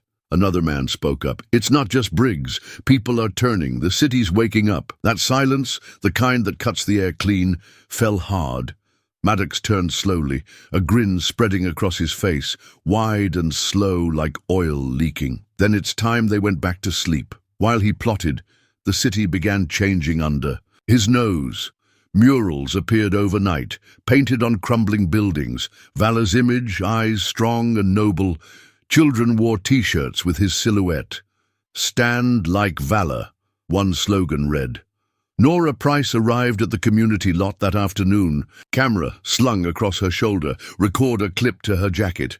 Her presence added weight to the movement. She wasn't there to just report the truth. She was there to help build it. She approached Briggs as he watched a group of teenagers practicing takedown drills on padded mannequins. "This is bigger than you realize," she said. "I just spoke to a retired sergeant in Chicago. They're following what we're doing here. Other cities are watching. This isn't a ripple, Daniel. This is a wave." He looked at her, exhaustion creeping in under his skin. "Then we have to stay ahead of it." That night, 2 men tried to tag over one of the Valor murals. They didn't make it past the second stroke of spray paint. A group of volunteers stopped them calmly, without violence. They handed the men over to the authorities and then repainted the wall. Brighter, stronger, a local bakery brought out pastries and water. Neighbors cheered. It wasn't a battle, it was a message. Even Valor's doctors were stunned. The dog's vitals had stabilized faster than expected. He remained unconscious, but his fight was visible in every monitor's beep, in every rise and fall of his chest. Briggs visited that night, placing his hand gently on Valor's fur. "You started something, boy," he whispered. "Now we finish it." By week's end, 5 neighborhoods had set up their own patrols. Kids were taught how to identify gang signs and report safely. Retired veterans offered security training. Someone donated a radio tower to coordinate communication. City officials began reaching out, quietly, cautiously, but none of it went unnoticed, because in a backroom filled with smoke and silence, Colt Maddox carved a knife across a city map, cutting through the zones of resistance. He whispered to himself, cold and sure, "Then we bleed the heart first." The storm wasn't coming. It had already begun. The city buzzed with a strange energy, nervous, hopeful, raw. For every person standing taller, there was another watching from behind curtains. "I watched the right corners. You in? You got coffee?" Briggs smiled for the first time in weeks. The next day, a black SUV with no tags pulled up outside Briggs's house. Marcus stepped out, grayer than before, heavier around the middle, but with eyes like frostbitten steel. He wore an old army jacket and fingerless gloves, his breath fogging as he sized up the house. "Nice place. Real low profile," he said, running a hand across Valor's head as the dog inspected. Briggs opened the door. "Come inside, I'll brief you." They didn't waste time. Over maps, laptops, and a wall of pinned faces, Marcus dug into digital trails. Bank accounts, encrypted forums, closed-door city meetings with suspicious expense reports. Within hours, he was pulling names Briggs didn't even know were part of the system. "The Iron Fangs aren't just recruiting junkies and thrill-seekers," Marcus muttered. "They're using real networks. Whoever's behind the money has experience in political subversion. I've seen patterns like this before, in places where governments crumble from the inside out." "So this is bigger than local." "Oh." "Yeah." Later that night, Briggs made another call. It took longer this time. 2 disconnected numbers, 1 untraceable voicemail. Then finally, on a line that sounded like it was broadcast from Mars, a voice he hadn't heard in more than a decade. "You really want to pull me back in?" "I wouldn't ask if I had a choice." Eli Rodriguez, former sniper, the kind of man who could thread a bullet through a keyhole from 600 meters.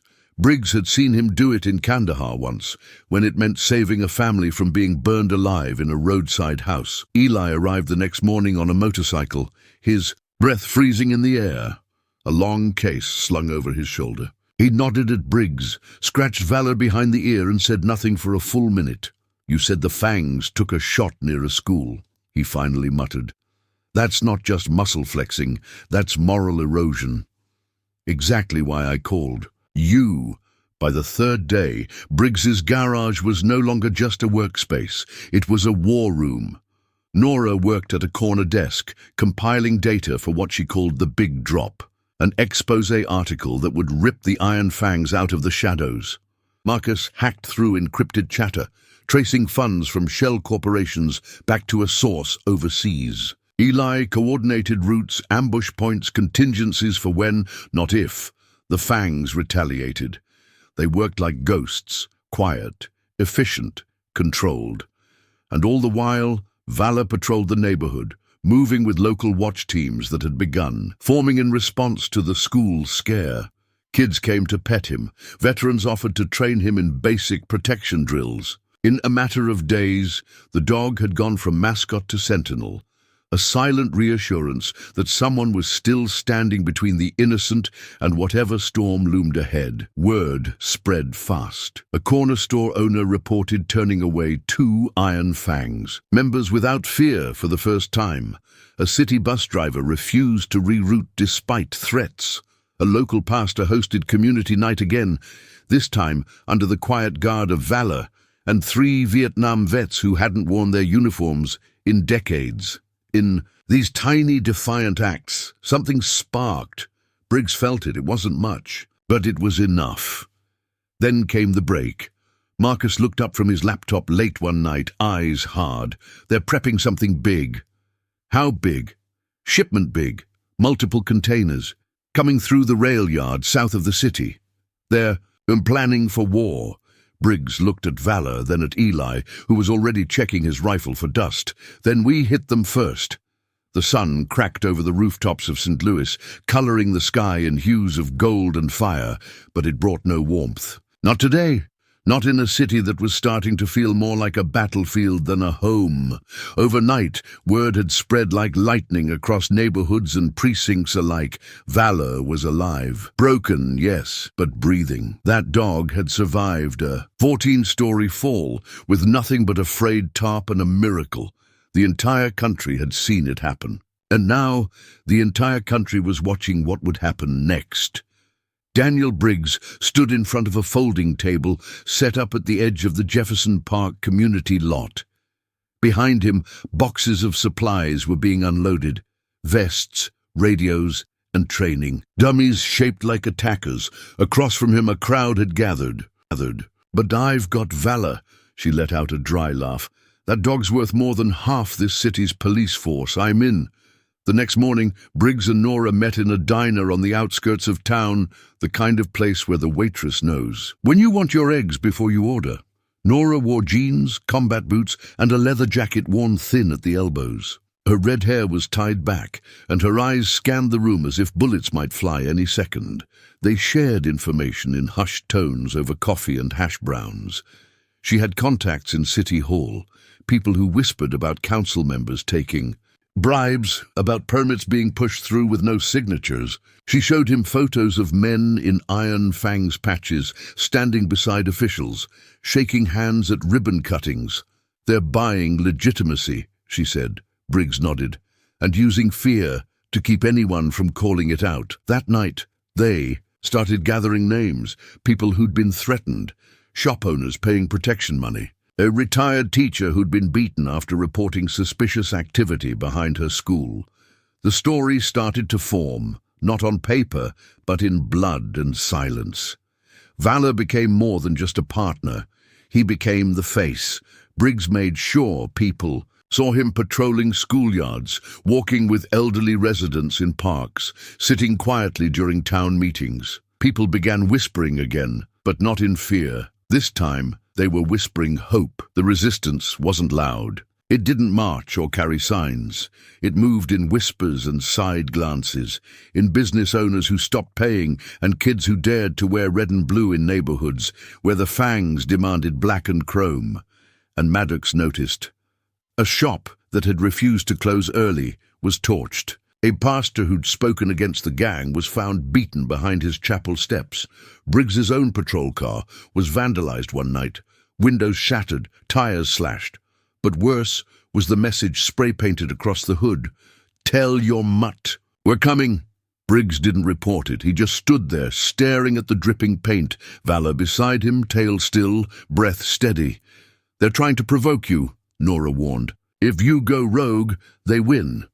I'm already rogue, he replied, but I'm not careless. The final straw came on a Tuesday. A school, a lockdown. Shots fired near the playground. No injuries, no arrests. But everyone knew who had sent the message. Briggs stood at the edge of the yellow tape, watching the principal tremble while she tried to explain to terrified parents that it was under control. Nothing about this was under control. He looked at the swing set, at a backpack left on the bench, at the mother holding her child like a shield. He clenched his fists. No more waiting.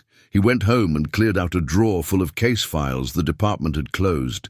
He built a board in his garage. Names, faces, routes, money trails, cross-referenced, everything with the photos Nora had gathered. That's when he saw it, a single red line that connected it all, and standing at the end of that line was Maddox. Briggs didn't sleep. Neither did Valor. The dog paced the house, alert to every sound. Briggs loaded his weapon slowly, deliberately. He wasn't going to hunt, but the next time the iron fangs moved, he'd be ready to answer, not as a cop, but as a man no longer willing to follow silence. The snow came early that year, light at first, more flurry than fall, but it stuck in the gutters and along the ridgelines of forgotten rooftops. Briggs watched it from his porch, Valor at his side, eyes flicking to every car that passed too slowly. It had been 3 days since the lockdown at the school. 3 days of silence. Not peace, the kind of silence you get before artillery lands. He had a name in mind now, someone he hadn't called in years. Marcus Talbot, former Army intel, cyber warfare expert, and one of the few people Briggs trusted to see into the dark without blinking. He had dropped off the grid after retirement. No job, no family, no interest in being found. But Briggs still had a number, buried in a yellowed address book he kept tucked behind a box of medals he never displayed. He dialed it. It rang twice before a click. "No names," came the voice. "It's me." Silence followed. Briggs spoke again. "I've got something growing here. Gang with foreign funding. They're targeting civic institutions, schools even, and they've got a face now. Colt Maddox. You heard." Briggs raised his weapon toward the catwalk, but Maddox was gone, slipping into shadow like a wraith. It wasn't cowardice, it was calculation. One of the bikers lunged toward Valor with a crowbar. Briggs didn't think. He fired. The man collapsed, weapon clanging to the floor. Silence settled, abrupt and suffocating. Backup arrived late. Too late. Briggs stood, sweat mixing with the dust on his face, his hands shaking not from fear but fury. He walked to where Valor stood over the groaning. Man he'd subdued. The dog's teeth were bared, fur bristled, but his control remained absolute. "You okay?" Briggs knelt beside him. Valor panted, ears twitching, no blood on his coat, no limps. Briggs breathed easier, but the victory felt hollow. The cops rounded up the remaining men, cuffing and dragging them out one by one.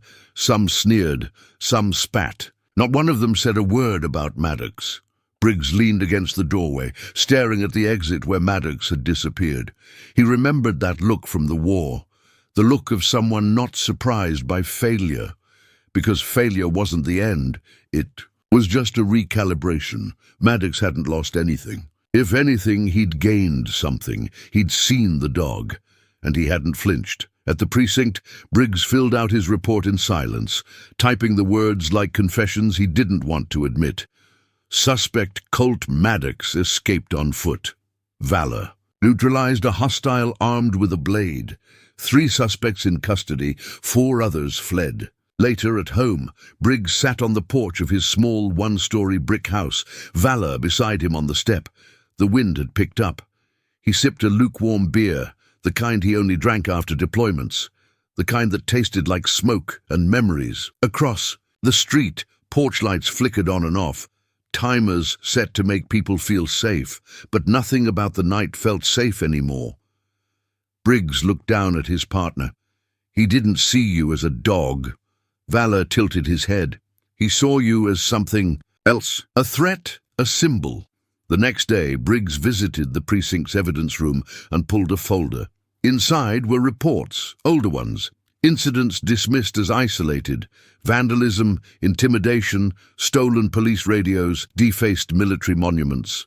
All signs, all pieces of something bigger, and now Maddox had seen the last piece, Valor. Briggs didn't sleep that night. He sat with every light off, window open, pistol on the table. Because for the first time since he'd come back from his last deployment, Daniel Briggs knew something was coming, and it wasn't just another bust. The department wanted him to let it go. Chain of command, they said. No jurisdiction, they repeated. But Briggs had been in too many war zones to pretend he didn't know when something was boiling under the surface. He'd seen the patterns before, in cities torn apart by insurgents, in villages slowly overtaken by those who struck from the shadows. And now he was watching St. Louis breathe that same anxious breath one day at a time. He sat in his kitchen, lights off, Valor at his feet. It was just after midnight, and the house was silent, save for the occasional creak of old pipes, and the soft whine of the dog's breath. On the table were maps, printed, folded, marked with circles in red ink, places where the Iron Fangs had been spotted, warehouses, bike shops, schools, churches, even a city park. They were expanding like mold in damp walls, quiet, steady, unstoppable.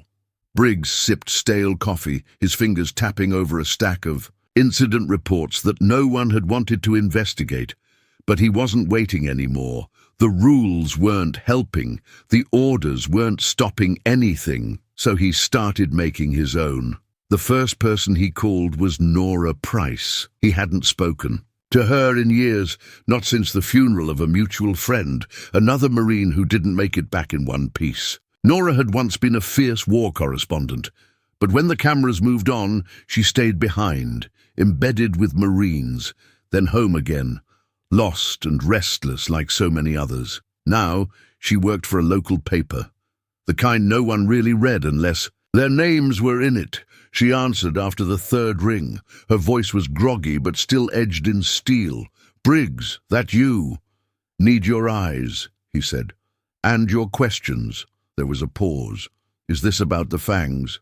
He blinked. I know they're not just riding around looking for trouble. They're building something. You got a plan?" No. Before he could radio it in, a voice snapped out from the shadows. "Well, hell, look what wandered in." Briggs turned slowly, keeping Valor at his side. 5 men stood in a semicircle, all leather and tattoos. One of them, taller, lean face, like carved stone, grinned. Colt Maddox. Briggs had seen him once, years back in a mugshot. He was different now, smarter, meaner. "This ain't your beat, Sergeant," Maddox said. "Not anymore." Briggs didn't blink. "You're trafficking. Weapons in city limits? That's still my beat." Maddox chuckled. "Oh, you brought the dog. I like that. He's the one who pulled that kid from the fire, right? Real hero." Briggs's jaw tightened. Maddox's grin dropped. "Let's see how brave he is when he's bleeding." The man next to Maddox reached for his waistband. Briggs moved first. "Valor. Go!" Everything happened fast. The snap of muscle, the bark, the chaos. Valor lunged, teeth sinking into the gunman's arm, dropping him with a scream. Briggs moved behind the next man, disarmed him with a sharp elbow, then ducked as a shot rang out and missed by inches. In the scramble, Maddox didn't fight. He watched, then slipped out through the back, like smoke through cracks when it was over. Briggs was winded, bruised, and boiling with frustration. But he was alive, so was Valor, and Maddox was gone. As he knelt beside his partner, checking him for wounds, Briggs couldn't stop his hands from trembling, not from adrenaline, from something colder, something darker. He'd seen it in Maddox's eyes. That look wasn't just hate, it was mission. Briggs scratched behind Valor's ear, voice low.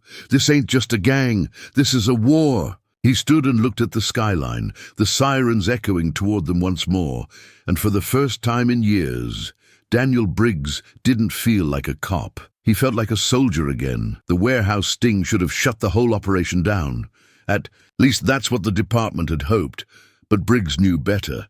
He'd been in combat long enough to know that cutting off a snake's tail only made it angrier. And this snake, the Iron Fangs, had a head full of venom and a leader who never flinched. That night, he sat in the squad SUV outside a derelict strip mall, Valor's silhouette steady beside him in the passenger seat.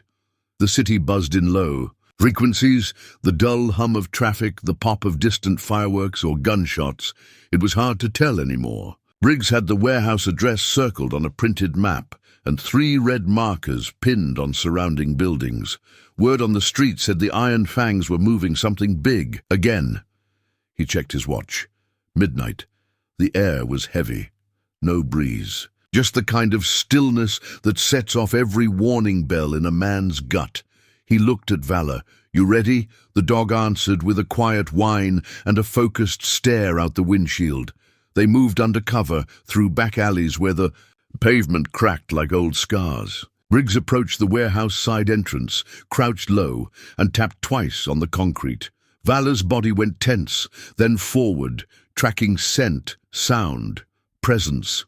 Inside, voices echoed off the metal walls, low, aggressive, confident, the kind of confidence that comes from power. Then, laughter and weapons. Briggs could see outlines of rifles leaning against crates, some still wrapped in transport foam. There were at least 7 men. No one had noticed them yet. He backed off and radioed it in. "Unit 7-2, I need backup at the McCready site. 7 armed, confirmed Iron Fangs. Weapons cache present. Sending location." Dispatch confirmed. Help was on the way. Then something shifted.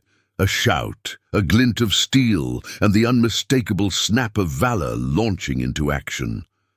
Briggs barely had time to unholster his sidearm before the entire room exploded into movement. One of the bikers had spotted them and raised a shotgun. The blast shattered a wall fixture inches from Briggs' head. He rolled low and fired twice, center mass. The man dropped like a stone. Valor tackled a second one, knocking the attackers, weapon away, and pinning him with trained, brutal efficiency. The room roared with gunfire, shouts, footsteps, boots pounding across concrete. Briggs took cover behind a forklift and assessed. 3 down, 2 circling left, 1 above. Then he saw him, Colt Maddox, watching from a catwalk overhead, arms crossed, calm as death. He didn't move, didn't fire, just stared.